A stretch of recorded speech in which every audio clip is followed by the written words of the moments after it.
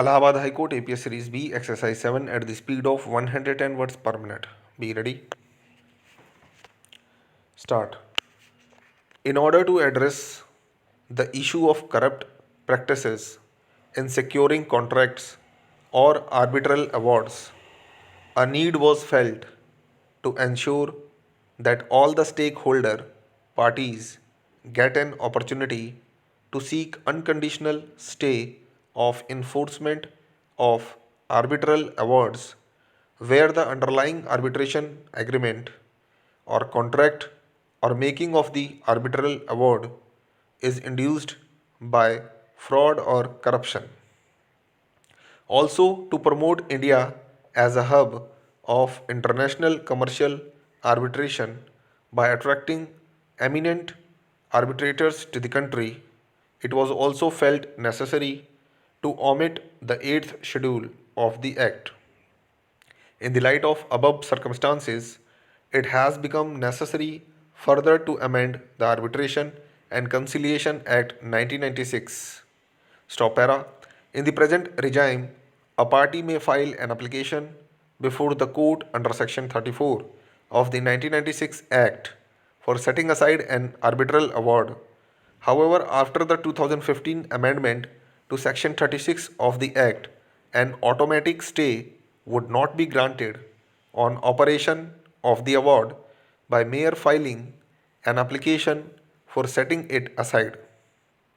The bill clarifies that a stay on the arbitral award may be granted by the court even during the pendency of the setting aside application if it is prima facie satisfied that the relevant arbitration agreement or contract making of the award was induced by fraud or corruption. This shall be deemed effective from October 23, 2015. Stop para. Schedule 8 of the Principal Act specifies certain qualifications, experience, and accreditation norms for arbitrators. These requirements include that an arbitrator must be 1. An advocate under the Advocates Act 1961 with 10 years of experience, or 2. An officer of the Indian Legal Service, among others. The bill seeks to omit Schedule 8 and states that qualifications, experience, and norms for accreditation of the arbitrators shall be specified by regulations. Responding to the debate, the Law Minister Ravi Shankar Prasad informed the House that the proposed amendment to Section 36 of the Act, despite use of words fraud/corruption in Section 34, was necessary as the latter does not provide for an automatic stay of the award. He stated that this is in furtherance of Section 34, which states that an award which is in conflict with public policy may be set aside.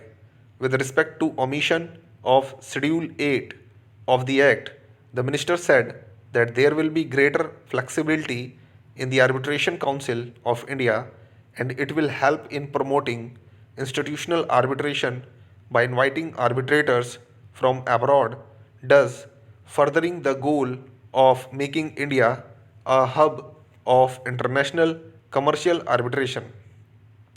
During discussion on the bill in Lok Sabha, many members had appreciated the government for proposing to omit the 8th schedule as it will attract eminent international arbitrators. Stop para.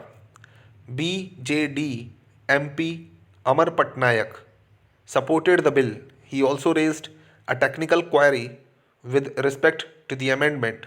He highlighted that, on one hand, the proviso to Section 34, subsection 2A, provides that an award shall not be set aside merely on the ground of an erroneous application of the law or by reappreciation of evidence.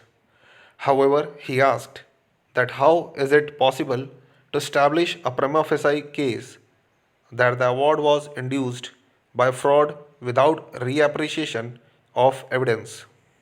Given that any issue of fraud is a mixed fact, of law and fact and cannot be decided summarily merely on the basis of evidence recorded in the initial arbitral award. Stop. Hope you like the dictation. If you like the dictation, please like, subscribe, share with others. Please use the comment section for your suggestions. Thank you.